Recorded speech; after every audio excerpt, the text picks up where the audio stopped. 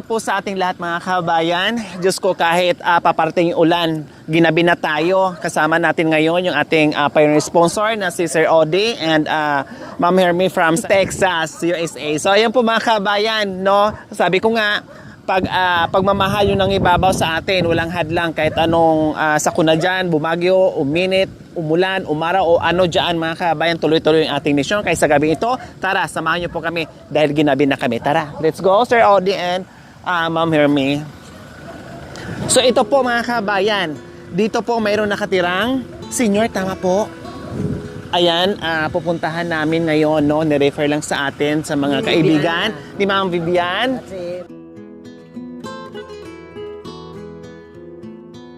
Dahan-dahan po kayo. So ayan po mga kabayan, ito po yung pupuntahan natin. Pasensya na, medyo ginabi na tayo. Tao po, magandang gabi. Pasensya na sa aming disturbo, ginabi na kami tatay ha. Pwede po makidisturbo sa inyo dyan? Pwede pong pumasok? Ayan, pasok tayo. Magandang gabi po sa inyo. Anong pangalan niyo po tatay? Jose. Po? Jose. Si Tatay Jose, ilang taon na po kayo Tatay Jose? 20. 70 years old na po kayo. Sino pong kasama nyo po dito? Ako lang. Kayo lang. Bakit wala po kayong asawa? Wala. O kumusta naman po ang buhay-buhay nyo po dito? Muman sa asawa. Po? Muman, bukid. Bukid. Nasa bukid yung trabaho nyo. Kaya nyo pa magtrabaho sa edad nyo na 70 years old po? Hindi ko kaya. O paano yung pagkain nyo sa araw-araw? Sino po ang nabibigay sa inyo ng pagkain sa araw-araw, Tatay Jose? Tatay ko, anak ko. Anak.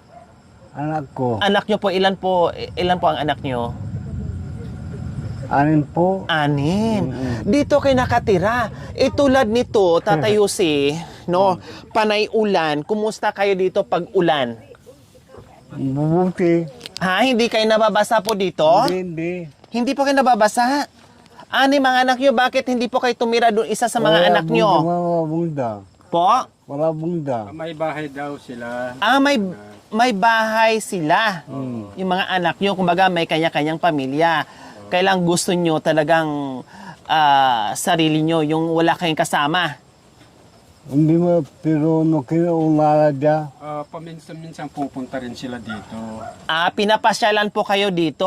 Ibig kong sabihin, bakit ayaw nyo pong pumisan doon isa sa mga anak nyo para kahit papaano magiging maayos at komportable po kayo na hindi dito. Tulad nito, tag-ulan. Siyempre pag malakas, nababasa po kayo dito. Hindi. Hindi naman.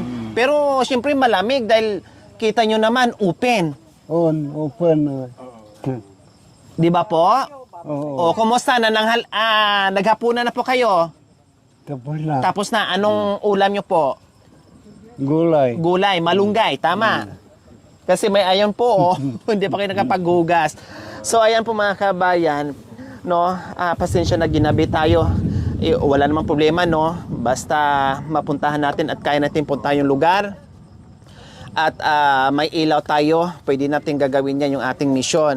Kaya nagmamadali kami mga kabayan dahil paparating nga po yung ulan at ito nga ni-refer sa atin sa mga kaibigan natin, no?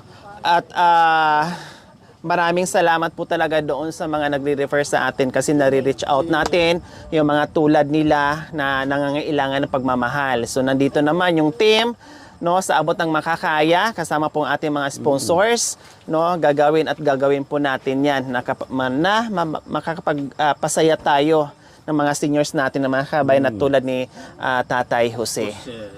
Si tatay stroke na kasi kaya hindi na makapagtrabaho. Okay. So ayan po mga kabayan, kung maliwanag lang no, kung may araw makikita nyo yung tirahan, payak na tirahan, mga pamumuhay mga kabayan na nakatira sa bahay kubo na tagpi-tagpi, no, na maliit. At nakita nyo naman po, dito lang po natutulog si Tatay Jose mga kabayan sa isang kapirasong ano po ito, plywood, no. Malamang pag malakas ang hangin, papasok aanggi dito mga kabayan at siguro gumagawa na lang ng paraan si Tatay kung paano siya na hindi siya mabasa. No, nandito na po lahat mga kabayan, pati yung saingan, no, yung kitchen niya nandito na po lahat. Dito siya nakatira. Pero minsan-minsan dinadalaw naman siya sa kanyang mga anak, no?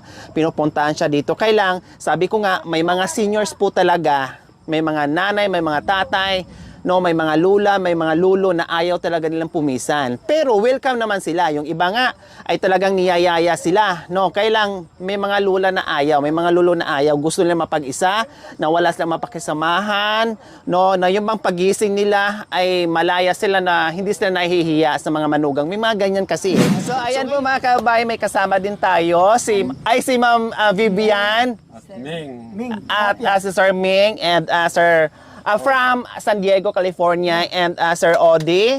And Ma'am Hermes, siguro nakikita niyo na madalas to sa vlog from Texas. So maraming salamat po sa mga kagaya nyo na talagang na-reach out natin through sa inyong dalawa po.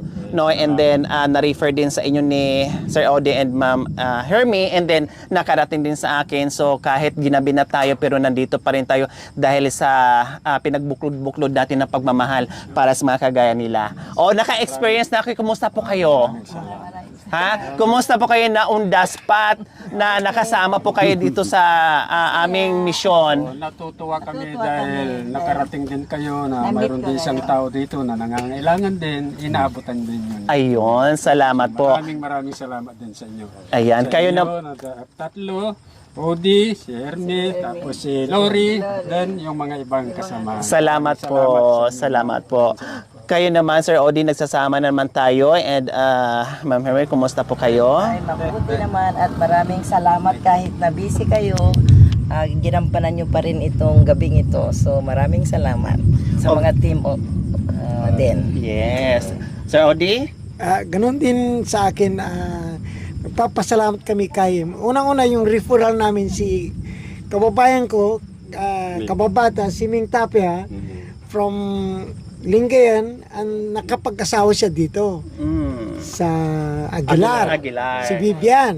At sabi niya, nakikita niyo palagi si yung anong Tatay pangalan niya? Jose. Tatay Jose, na talagang kailangan daw ang tulong. Kaya through them, ito nga, nandito kami sa gabing ito para magbigay ng konting tulong kay Mang Jose. Yes. So, ayan po mga kabayan. Akala ko ako yung handa sa mga anumang sakuna, pero sila din pala mga kabayan, handa rin silang mabasa sa ulan. Yes. No? Hindi natakot sa malakas na kulog at kidlat. No? Hindi nagpapatinag. Ang importante, maparating natin yung pagmamahal. Okay? So, maraming salamat po sa inyo. Sir Odi, Ma'am Hermie, Sir Ming, and Ma'am Vivian. Okay? Sige, sa gabing ito, syempre, hindi tayo papayag na uuwi na wala tayong maiiwan na saya at ngiti para kay Tatay Jose. Okay. Good evening, Sarge. Tatay, meron po kayong sakong bigas. Ay, ayusin mo, Sarge. Ano sabi mo? Tatay, good evening. Meron siya. At syempre, yung ating assorted groceries and isang tray na itlog. Ayan. Plus, meron pang inabot si Ma'am Hermie na 1,000 na cash para kay Tatay Jose. Yehey! Walang anuman po, Tatay Jose. Pagpasensyahan nyo po yung aming pagmamahal. Nawa ay makatulong sa pang araw-araw. Alam namin na mga ganito ay malaking bagay sa inyo. No? Na kahit papaano sa sitwasyon nyo, na stroke na po pala kayo at talagang hindi na kayo makapaganap buhay, umaasa na lang po kayo doon sa anim yung anak. Nawa balang araw na hindi lang talaga kayo dito titira, no? Alam ko pagdating ng panahon na kailangan nyo talaga isa sa mga anak nyo na magabay o mag-alaga, no? Kasi sa ngayon parang okay lang na nandito kayo dahil siguro alam nyo pa na kaya nyo pang kumilos, pero darating yung panahon na hindi nyo na kaya na isa sa mga anak nyo ay uuwi kayo o titira po kayo doon, Tatay Jose. Ayan. Maraming salamat po, Sir Odi and Ma'am Hermie, Ma'am Vivian and Sir Ming. So ayan po mga kabayan. Hindi na ako magtatagal, no, kasi ayan na, umpisa na yung ulan. Maraming salamat po sa lahat ng sponsors natin, no? At salamat po sa inyong ginintuang puso. Naway pagpalain po tayo ng Panginoong Diyos araw-araw. Naway ibigyan po tayo ng kalakasan ng katawan sa araw-araw. Naway ibigyan po tayo ng mahabang buhay pang sa ganun. Marami pa tayong matulungan na gaya nila. So mga kabayan, huwag niyo pong kalimutan, paki-share, subscribe sa aking YouTube channel, Lori Aquino Talita. Maraming salamat po. God bless us all. Bye, Tatay Jose. O tatay, gusto nyong termo, sabi nyo. di ba? Oo. Ibalik na lang yung termos. Ayan. Bibili kami ng termos. Ibabalik po namin, tatay, ha? Okay. Sir Odi, mensahe niyo po kay Tatay Jose. Ate Jose, Oh. kung na ando ko'y mahaba pa sana ang buhay ninyo para maano pa ninyo yung magandang buhay. Si Mang Jose, kaibigan kong matalik ito kasi. Kaya kung minsan nadadaan-daanan ko rito, tinatawagan ko siya na, Joe, kumusta? Okay lang, sabi niya. So, nung nakita ko ng sitwasyon niya rito, so parang nantig ang aking puso na konti. So, nabanggit ko rin na dito kay Bibiana na dapat din yan natin sa inyo, Laurie, na yung vlog para Salamat. Ganon din, ganon pa man, nagpapasalamat din ako dahil natupad yung ano namin na sabi niya sa akin, Joe, pakisabi yung termos. Nabanggit ko kahapon kanya lang. Pabalik po namin, bibili po namin. Yung inyong termos, bukas, pwede na. Ayan. Ako na lang ang maghatid sa inyo kung sakali. Ayan. Okay? Ayan. Ihahatid po ni Sir Sige. Ming. Ha? Okay. Kayo po, Ma'am Vivian, mensahe niyo po. Classmate, kasi classmate ko sa elementary. Wow. Yan. Kaya kailangan magpalakas ka, kailangan wag mong kalimutang magdasal, araw-gabi na sana humaba pa ang iyong buhay. Okay, God bless. Ayan. Kayo naman, anong mensahe niyo po sa kanila? Salamat, Agagi. Salamat kapatid. Ayan, okay. Yung salamat na kapatid na yon ay basta yun na yung lahat. No?